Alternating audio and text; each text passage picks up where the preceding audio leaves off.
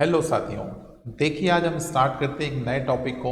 और आपके सामने जैसा कि थंबनेल और टाइटल ऑलरेडी आप देख चुके हैं, आज हम स्टार्ट कर रहे हैं अंतर्राष्ट्रीय संगठन और उनके मुख्यालय। आरआरबी एनटीपीसी को देखते हुए हम कुछ वन लाइनर्स या हम बोले इंपॉर्टेंट फैक्चुअल सीरीज आपके सामने लाए हैं, जिसमें हम रेगुलर बेसिस पे बारी बारी से कुछ ना कुछ इंपॉर्टेंट चैप्टर्स जो आपके स्टैटिक जीके के पार्ट हो सकते हैं, उनके थ्रू आपसे जुड़ने का प्रयास करेंगे। तो आज का हमारा जो टॉपिक है वो है अंतर्राष्ट्रीय संगठन और उनके मुख्यालय, international organisation and their headquarters. तो आप सारे बच्चे बिल्कुल जल्दी से इस वीडियो को बहुत ध्यान से देखेंगे।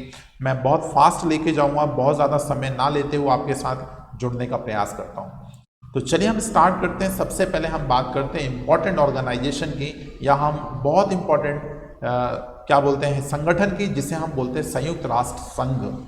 इसका मुख्यालय न्यूयॉर्क में है। तो मैंने देखो एक इंपॉर्टेंट बात मैं बता दूं भाई, मैंने क्या किया हुआ है, न्यूयॉर्क के एक साथ मैंने पूरे संगठन ले लिए हैं। न्यूयॉर्क एक साथ। तो भैया कौन कौन से संगठन है, तो संयुक्त राष्ट्र संघ, संयुक्त राष्ट्र बाल निधि यूनिसेफ जिसे बोलते हैं अपन लोग, संयुक्त राष्ट्र जनसंख्या कोष, ये तीनों इंपॉर्टेंट आपके पास न्यूयॉर्क में है। आप इन चीज को याद कर लीजिए।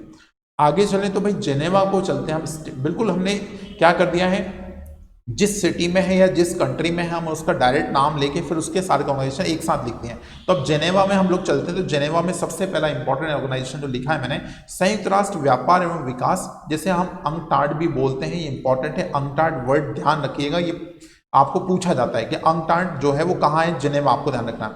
विश्व स्वास्थ्य संगठन WHO, बेटा अभी बहुत ज्यादा न्यूज में WHO चल रहा है, तो इसको ध्यान रखें। जेनेवा स्विट्जरलैंड जिसे हम बोलते हैं, राइट। अंतर्राष्ट्रीय श्रम संगठन, उसका भी जिनेवा में है। और अंतर्राष्ट्रीय रेड क्रॉस समिति, अंतर्राष्ट्रीय व्यापार संगठन, सॉरी विश्व व्यापार संगठन, विश्व मौसम विज्ञान संगठन, इंपॉर्टेंट है भैया, ये चीज को थोड़ा सा ध्यान रख लें आप, इंपॉर्टेंट संगठन है। उसके बाद विश्व बौद्धिक संपदा संगठन, उसके बाद अंतर्राष्ट्रीय मानक संगठन। तो ये सारे संगठन आपके जेनेवा में स्थित हैं, ठीक है ना। तो जेनेवा आपके पास इंपॉर्टेंट है क्योंकि WHO है, विश्व स्वास्थ्य संगठन है, अंतर्राष्ट्रीय श्रम संगठन है जिसे लेबर बोल सकते हैं, उसका रेड क्रॉस की समिति भी यहीं पर है, मौसम विज्ञान संगठन भी यहीं पर है। सबसे ज्यादा इंपॉर्टेंट जेनेवा से बिलोंग करते हैं। अब चलते हैं पेरिस की ओर। तो अब घूमने चलते हैं हम लोग पेरिस। पेरिस में देखते हैं भाई क्या क्या आपके पास ऑर्गेनाइजेशंस हैं। तो भाई संयुक्त राष्ट्र शैक्षणिक विज्ञान एवं सांस्कृतिक संगठन, जिसे हम यूनेस्को बोलते हैं, यूनेस्को का जो आपके पास हेडक्वार्टर है वो आपको ध्यान रखना पेरिस में है। उसके बाद आर्थिक सहयोग एवं विकास संगठन, जिसे हम OECD जो आप बोल सकते हैं, राइट, तो आप पेरिस में हैं। फिर उसके बाद हम चल रहे हैं वियना की ओर चलते हैं। वियना में हमारे पास 3 इंपॉर्टेंट संगठन हैं, उसके बारे में देख लीजिएगा। तो संयुक्त राष्ट्र औद्योगिक विकास संगठन, जिसे हम यूनेडो बोल सकते हैं। अंतर्राष्ट्रीय परमाणु ऊर्जा एजेंसी, इंपॉर्टेंट है भैया, ये वाला पॉइंट आप बिल्कुल विशेष कर ध्यान रख लें, क्योंकि अभी परमाणु संरक्षण या परमाणु के ऊपर काफी सारी न्यूज आपके मार्केट में आ रही है। फिर है पेट्रोलियम विनियामक देशों का संगठन, जिसे हम ओपेक बोलते हैं, ओपेक का मुख्यालय भी वियना में है। आगे चलते हैं वॉशिंगटन डीसी, और वॉशिंगटन डीसी में चलते हैं भैया तो अंतर्राष्ट्रीय मुद्रा कोष IMF जिसे बोलते हैं, इंपॉर्टेंट है पॉइंट। और विश्व बैंक भैया, वर्ल्ड बैंक, सबका बैंक। तो भैया वर्ल्ड बैंक में आपके पास जो है वो भी हमारा कहाँ पर है, वॉशिंगटन डीसी में है। तो ये दोनों ऑर्गेनाइजेशन आप ध्यान रखें, जो वॉशिंगटन डीसी की जान है, IMF एंड वर्ल्ड बैंक। उसके बाद एमनेस्टी इंटरनेशनल, जिसे हम लंदन में लेके चल रहे हैं। अब लंदन के ऑर्गेनाइजेशन देखते हैं जो होंगे। अंतर्राष्ट्रीय समुद्री तट संगठन, राष्ट्रों का राष्ट्रमंडल, अंतर्राष्ट्रीय न्यायालय, इंपॉर्टेंट है भैया ये, राइट, इंटरनेशनल कोर्ट। तो आपके पास राष्ट्रीय न्यायालय है, इसे हम बोल रहे हैं द हेग, ये इंपॉर्टेंट है भैया। हेग एक ही आपके पास यहाँ पे मुख्यालय दिख रहा है जो स्पेशली द हेग है, तो आप ध्यान रखें। तो लंदन में हमारे पास 3 थे, अब आगे हम द हेग में चले तो द हेग में 1 है। फिर उसके बाद हम वर्न में चलते हैं। तो यूनिवर्सल पोस्टल यूनियन, ये आपके पास कहाँ पर है, वर्न में है।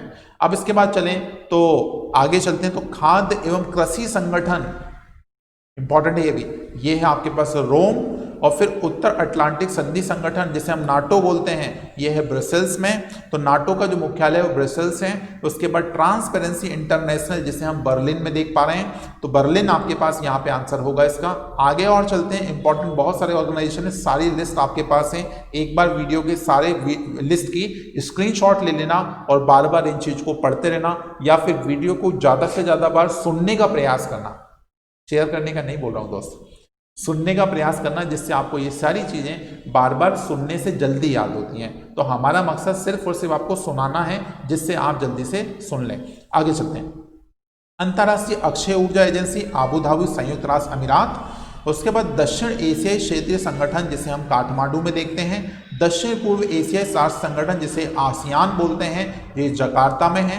फिर एशियाई प्रांत आर्थिक सहयोग फोरम ओपेक, ये सिंगापुर में है। उसका इस्लामी सहयोग संगठन जिसे हम जेद्दा बोलते हैं। क्षेत्रीय सहयोग के लिए हिंदी महासागर श्रिम संगठन इवेन मॉरिशस, इंपॉर्टेंट है ये, आज न्यूज में भी रहा है भाई, खबर में है इसकी, देखिएगा आज की खबर। रासायनिक हथियार निषेध संगठन द हेग नीदरलैंड जिसे हम बोलेंगे। अंतर्राष्ट्रीय ओलंपिक समिति जिसे हम लुसाने स्विट्जरलैंड बोलेंगे, ये भी इंपॉर्टेंट है भैया, अंतर्राष्ट्रीय ओलंपिक समिति। विश्वव्यापी प्राकृतिक निधि जिसे हम ग्लांड या स्विट्जरलैंड, ग्लांड के अंदर मतलब स्विट्जरलैंड के अंदर ग्लांड है सिटी। शुद्ध एवं अनुप्रयोगी रसायन का अंतर्राष्ट्रीय संघ जिसे हम ज्यूरिख स्विट्जरलैंड। विश्व आर्थिक मंच, इंपॉर्टेंट है ये वाला भी, जेनेवा स्विट्जरलैंड हम बोलेंगे। अंतर्राष्ट्रीय जल संरक्षण संगठन मोनाको। फिर उसके बाद एथलेटिक्स संगठनों का अंतर्राष्ट्रीय संघ जिसे IAAF बोलेंगे, जो कि मोनाको फिर से वही है। फिर एसोसिएशन फुटबॉल अंतर्राष्ट्रीय महासंघ जिसे हम फीफा बोलते हैं, ज्यूरिख स्विट्जरलैंड।